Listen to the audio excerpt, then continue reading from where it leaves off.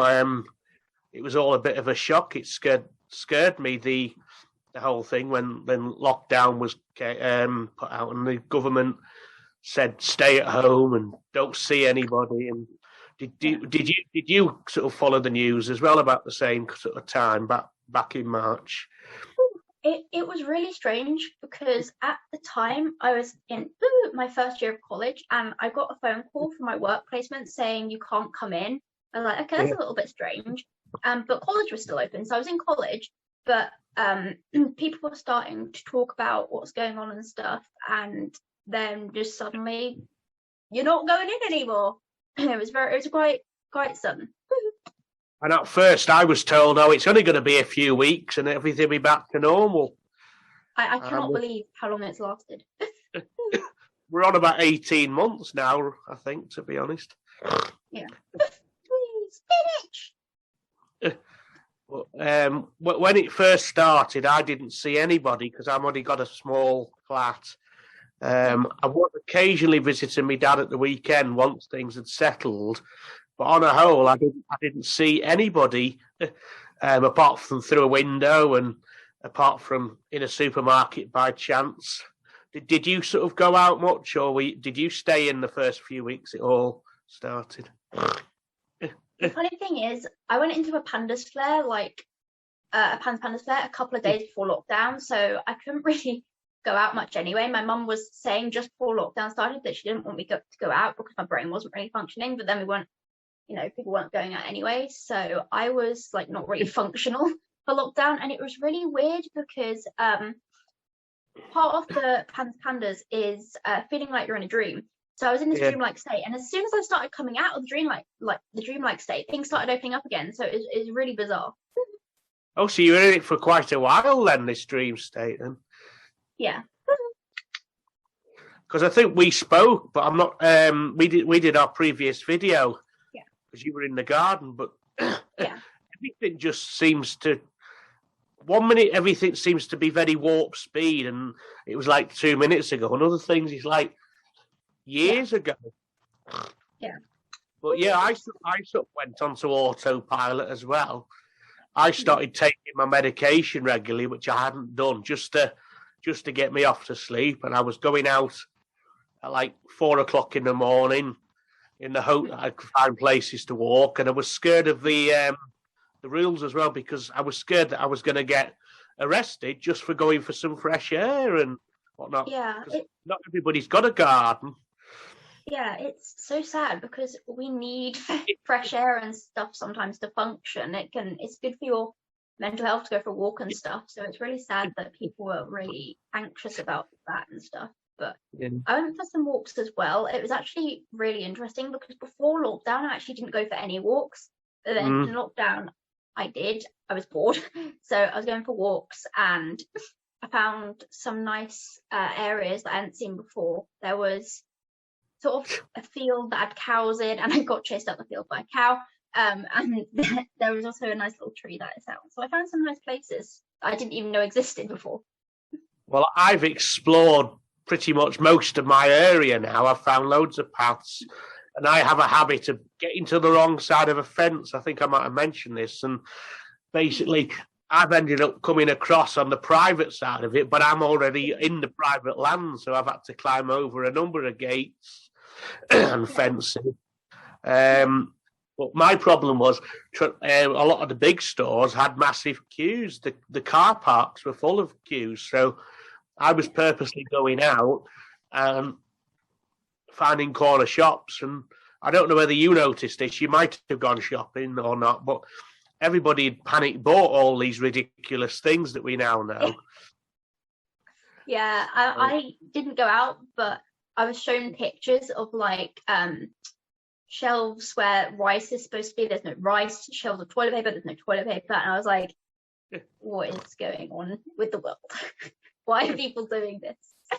Well, the funniest thing that I found was there was no chicken, but nobody was buying turkey. So I ended up buying turkey, and I had turkey with a lot of things as well. It was a nice change, but why did people not take the turkey, and why didn't they take the kitchen roll, but they took the toilet roll? It's ridiculous how people's minds work. Yeah. I mean, is turkey more expensive than chicken? I don't know. I don't know, but if you're desperate for meat, you'd think that they'd strip the store of everything, because turkey actually makes a nice curry. And obviously, most people just have it at Christmas. But it's just ridiculous. But it didn't set my ticks off, because I sort of went into an autopilot in a similar way to what you mentioned, but from a different perspective, and that's got me through. But the problem with my autopilot is it turns my emotions off. So yeah, I often forget, not my manners as such, but I think of myself instead of others, and I get quite demanding and frustrated. But through the time, I got into a regular habit of doing these kind of things with my friends. I know you've done a lot more video making than me, focused on your numerous conditions and whatnot. But I found my friends who I usually go to rugby matches, we were having these structured Zoom meetings with a quiz on a Saturday night. Started off with about 10 of us doing a quiz. 6 weeks later, there'd be like 3 or 4 of us regulars, 1 or 2 others, and we'd be absolutely out of it by the time we'd finish, because we were drinking certain alcoholic beverages. But it was nice because the meeting, we stayed on longer. We were talking like from 9 o'clock till 2 or 3 o'clock in the morning. Sometimes we went to sleep with the cameras on. That was interesting. So. Oh wow, like that's kind of similar to something I did as well, because when we were in lockdown, my friend started a meetup for young people with tics, and I started going to that, and it's kind of grown now into like a international family. It's really amazing. Yeah, well, we seem to be very much connected with different communities. We've got the basic friends that we've met in person, but you've obviously developed friends with, we won't mention people's names, but your friend from Scotland who's got all those Instagram groups. I've obviously focused on certain people, because a lot of people's lives just carried on. A lot of the people we know from the Tourette's groups that we go to, they were in positions where their jobs insisted that they went in, so they weren't able to sort of meet on the computer, or when we were allowed to, we couldn't even meet for walks because they were that busy. So did you find that a lot of people were just carrying on? Spinach. I mean, well, this is quite funny, but like I don't know if people were just carrying on, like, but because I'm not very social anyway, and like before, I was more social in lockdown and after lockdown than before lockdown, because I didn't really meet up with people outside of college that much or anything. And over lockdown, I had to start talking to people through the phone and things like that. So I actually became more social, which is quite ironic because people would think it's the other way around. I think it's had positive effects on people communicating, because it's brought me closer to a lot of people that I'd only see in passing, like on rugby occasions, where we've actually chatted like we're chatting now, and that was good. But there was a lot of people that were left behind who were either camera shy or not very computer literate. But on the whole, I was still thinking about sort of teachers and schools carried on, even though it was at home. Like if you're a care worker in a care home, you still had to go to work. If you were in a shopping environment, you still had to go. Was the other environments anything to do with emergency services? They all had to stay. And obviously a lot of my friends were based in these jobs that carried on, so I obviously lost touch with a lot of people. So, and then they started to open places up, and I remember waiting vigorously for these things to open because everything had plans of an organised calendar all went away. But what was the first sort of thing you did? I mean, I know you don't go out much, but in my case, I went over towards the Peak District for my first break to meet a couple of the people we know. Did you do anything adventurous or different as soon as the rules allowed you to travel? Wait, can't really remember. Like, wait, when did the first lockdown end? Sometime in June or something, but it would have obviously at that point everybody was being bribed to go to the pubs, for the 2-for-1. Do you remember the 2-for-1 offer?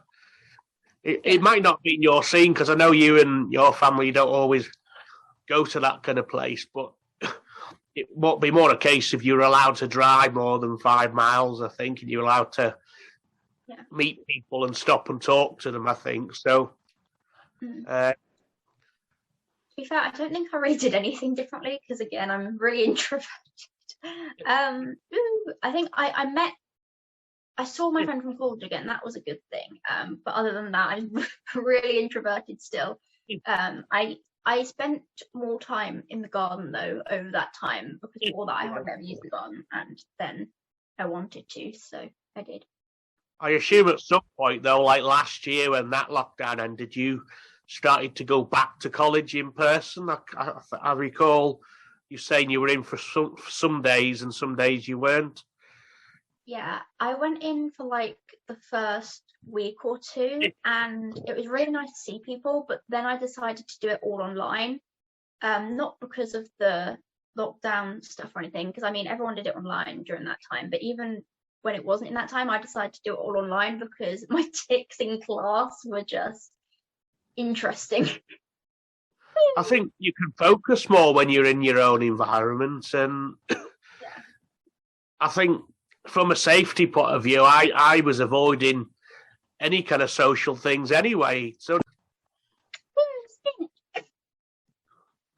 yeah, I'd just been avoiding certain environments. I spent a lot of time at my dad's because he's got a big house. Then we started going for walks. So some of my mates and me, we wouldn't call them unofficial walks because we were socially distancing, but we didn't plan them. We just said, "Oh, we'll be going out at this time, and we'll walk alongside each other." Because at that point, that was even being frowned on. But we gradually started doing things, and obviously, I had a few holidays. But the mask situation was a big problem for me. I legally shouldn't have needed to wear a mask, but my thoughts were I'm more at risk with my asthma than not, so I'll force myself to wear a mask, and I have been doing since till about 2 or 3 weeks ago, and it just became unbearable. Have you found that you've had to wear masks? Has it upset your sensory issues? Thankfully, I have this. Where's the camera? I have this. Oh yeah, that's what I've started using. So yeah, they're really helpful. They're from the Hidden Disabilities shop. I have got the lanyard as well. This isn't attached to it at the minute, but the lanyard's over there. So did you start doing that straight away? You completely missed out the mask thingy. Yeah, because my tics, I feel like we're trying to eat the mask because my tics do the worst thing you can do in any given moment. So I didn't. They don't taste very nice. Trust me, I've tried. Yeah. Yeah, well, it's only because I've been double jabbed and obviously things are opening up that I've now started to wear the thing. But as you know, I've had this bad eye. It has to do with the hay fever, but everything just went wrong. The Freedom Day was moved on. My eyes were watering, my ears were blocked, and I was sort of thinking, well, I had no senses with a mask on. So I thought, well, come the 19th, the last date we were meant to open, I'm going to start sort of going without. Speak of the devil, you probably hear the police in the background. But it's just been a benefit to me not wearing a mask. I'd much rather take the risk now, just because it was just wrecking my sanity. And I've been so much better mentally not having to wear a mask. I felt safer going into places because of it, really. Yeah. But you've had no trouble wearing that. Nobody's given you any trouble for going in without a mask. Obviously, wearing that thing round your neck.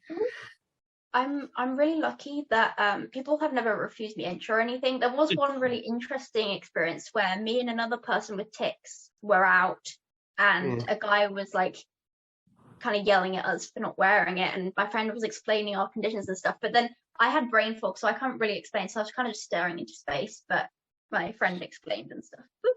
I think, to be honest, now it's acceptable. I think if I'd started last year, before everybody was a lot safer, I would have got a lot. Even wearing the mask, even wearing the lanyard. But now I've had no problems. I've happily gone into places. I've always followed the government rules and thought, well, I'll always have a mask on me just in case there's a situation. But the general gist is, come the end of this month or in a couple of weeks, masks will be all optional for people. But you're still going to have I think we've got to have these passport things for another couple of weeks.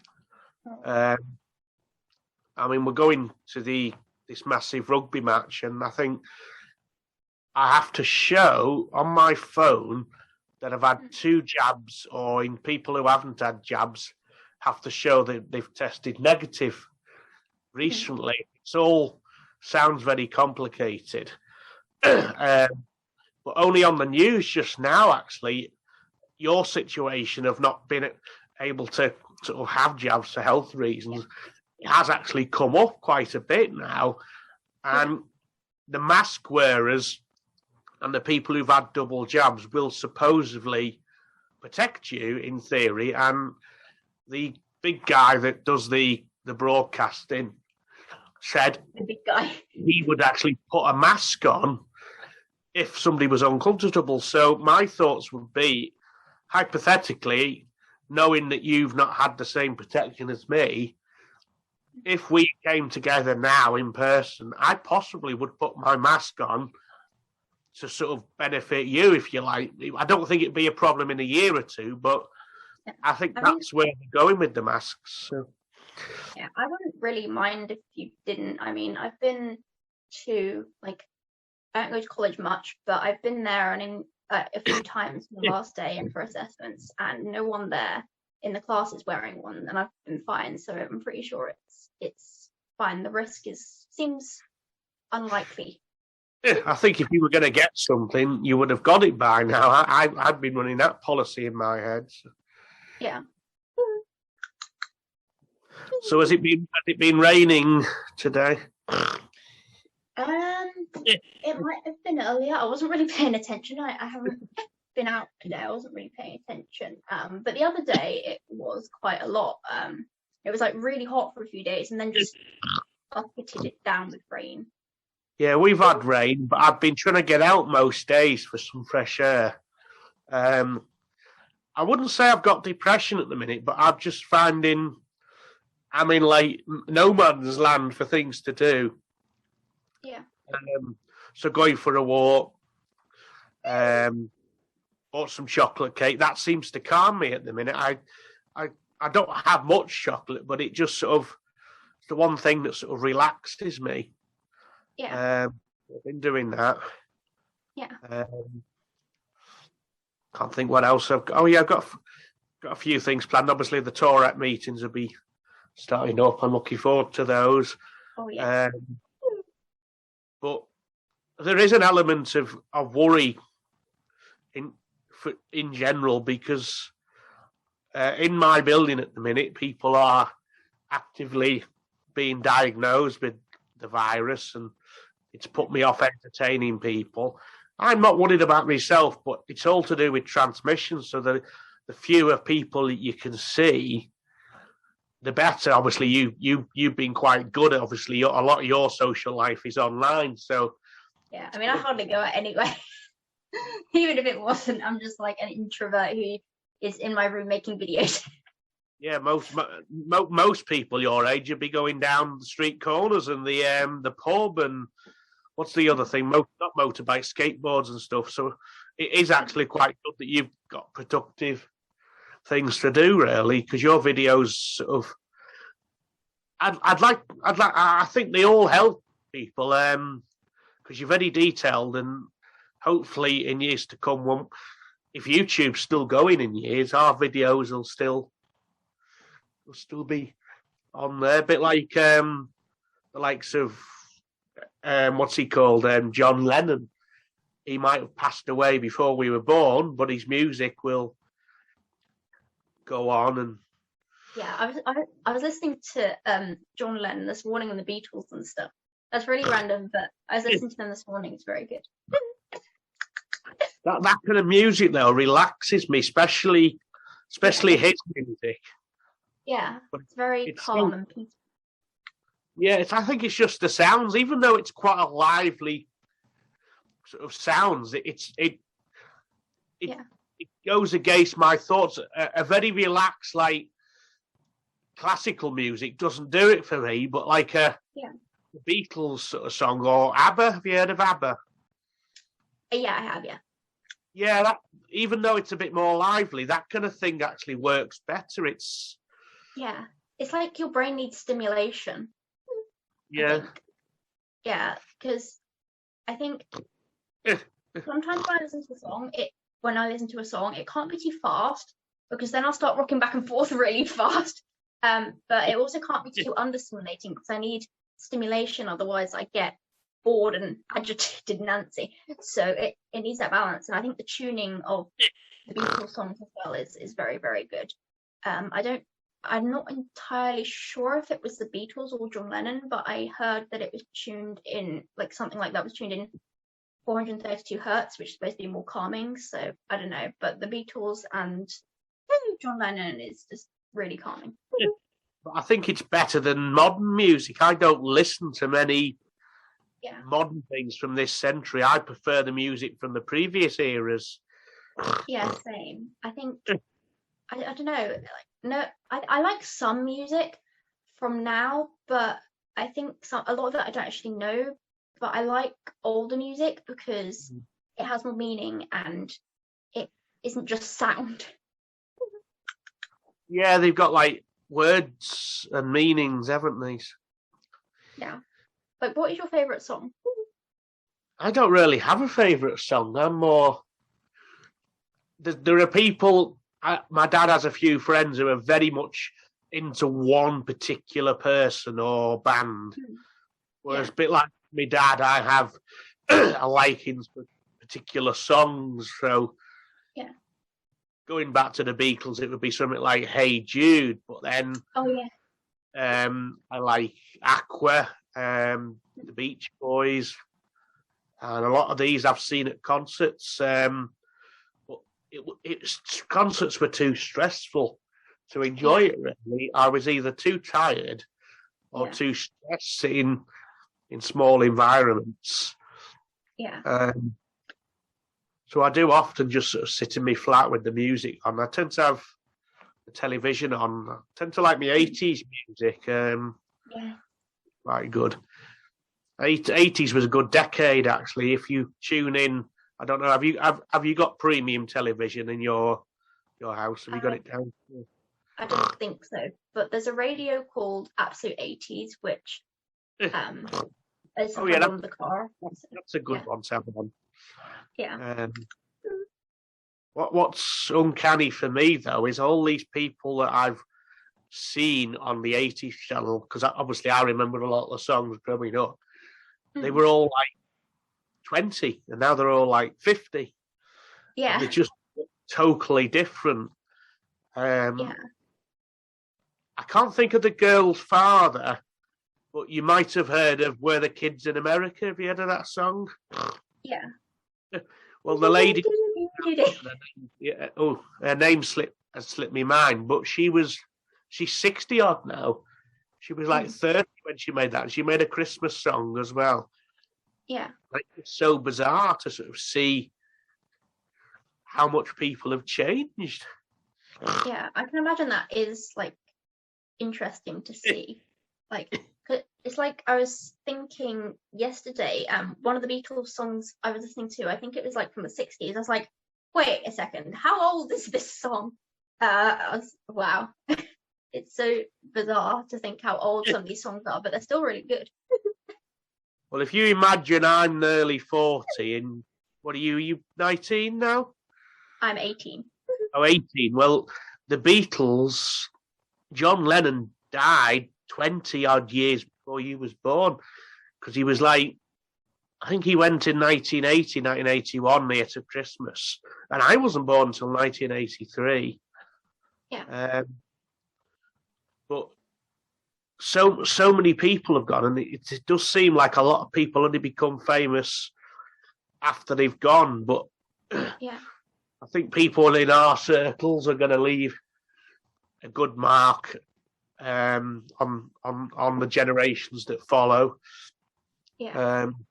At some point, I'm told we're going to have aliens landing at some point, but who knows? Nothing surprises me anymore, to be honest. So. Oh, yeah. I mean, I feel like the idea of aliens landing would be really, really interesting. I definitely believe they exist. Good ones. I think good ones exist. Negative ones as well. But... Oh, I'm just saying, if they landed in some places, they'd probably get back in their ship and take off, wouldn't they? Depending on where they landed. Like, this planet is very strange. We're off. You kind of wonder which country they'd think was more sane, because everybody's got something going on, or a strange world leader, or strange politics, or strange weather even. Because I think the weather in this country is very different, and I think that's been another thing that's affected moods during the lockdown and the COVIDs, because I can warm my flat better than I can cool it. Yeah. So especially in the summer, I've felt I've needed to go down and spend fresh air elsewhere or in the shade. I've actually gone and just, I wouldn't say sunbathed, I'd say the opposite. I've gone and found myself a place, laid a blanket down and just had a couple of hours in a bush, basically. Just because it was cool, just because my flat was like an oven. Yeah, like that's like when I was out, like I was going for a walk around the park and I was way too hot. It was a really hot day. And there's like a little bushed area next to my house. I was like, well, I'm just gonna go stand here because it's shaded. I look really odd, but I'm just gonna stand here because it's too hot if I'm not under this. So there we go. Do you find that you need shade as well? Does heat bother you? Yeah. Yeah, I think it does actually make my ticks worse as well, but it is just really uncomfortable. Yeah, well, I have to often have the curtains shut. I mean, it's probably still light out. I mean, that's my outside there, but the sun just comes in really, really bright. It's just disgracefully hot sometimes. But it's weird. I get stressed in one sense when it's too warm, and I think the ticks are bad. But when it's cold, I get more of a feeling inside, like a loss, and it's like a kind of a different kind of depression. And I find myself having to warm myself up. I find a warm shower helps. Do you find water relaxing? Does that improve? Yes, water is very relaxing. I used to have Epsom salt baths to manage my tics and stuff. And just water in itself is quite calming, so definitely. Well, when the first lockdown came, obviously it was still winter, and I hadn't had a new bathroom put in by then, but I still sort of I was having 2 or 3 showers a day just because I had nothing else to do. Yeah. There's only so many video calls you can make. You can't have cereal 3 or 4 times a day. But then I got quite productive, a bit like yourself, making the videos. I've scanned a lot of them, my old photographs, and obviously coming up with ideas like this to sort of make videos of how we're feeling. And I think, like you said, you've been out walking, which is something new. So do you feel as though you're a lot healthier now? I don't know. I like walks. Like, I've been to feed the ducks with duck food, lettuce. What else do they? They're not supposed to have bread, even though a lot of people feed them bread. But yeah, I was feeding them some other things. But that was nice. Turns out swans, like, I was trying to feed a swan by hand, and it kind of slightly bit me. I was like, yeah, but yeah. I think as long as it's not protecting its babies, it will feed from your hand, but they can get quite dangerous anyway. Yeah. They can get to quite a big size as well. So. Yeah, I got hissed at by some geese. They have tongues, which I didn't know, but I got hissed at by some geese as well. The geese aren't likely to come at you, though. Have you noticed swans will actually come towards you, whereas the geese just hit in spot? Have you noticed that? I haven't. It was a geese that actually came up behind me with its head up high and looked really threatening. The geese were kind of scary. Oh yeah, they do come up behind you. That's something that's different with the geese. The swans tend to come at you from the front, whereas the geese around you. Was it the bigger geese, the Canada geese? Are they called? Do you know what I mean? I think it had. I think so. It had like black on it, I think. Yeah, they tend to have a black head and then whitish brown on their body. Yeah, they seem very angry. To be honest, they're a lot less angry than the swans, I think, but they're less likely to charge you or anything. Oh, so. Yeah.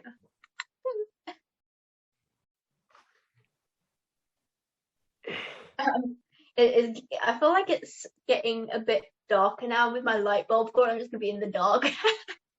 To be honest, it looks all right. To be honest, that's good. I've obviously got my light. What did you do to your light? Did the bulb fall out? Did you say? No, I tried to turn it on, and there was like a kind of pop noise, and then it just went out. So I was like, okay, then the light bulb's gone. Sometimes when a light bulb goes in mine, it takes the whole electricity, turns itself off sometimes. Oh.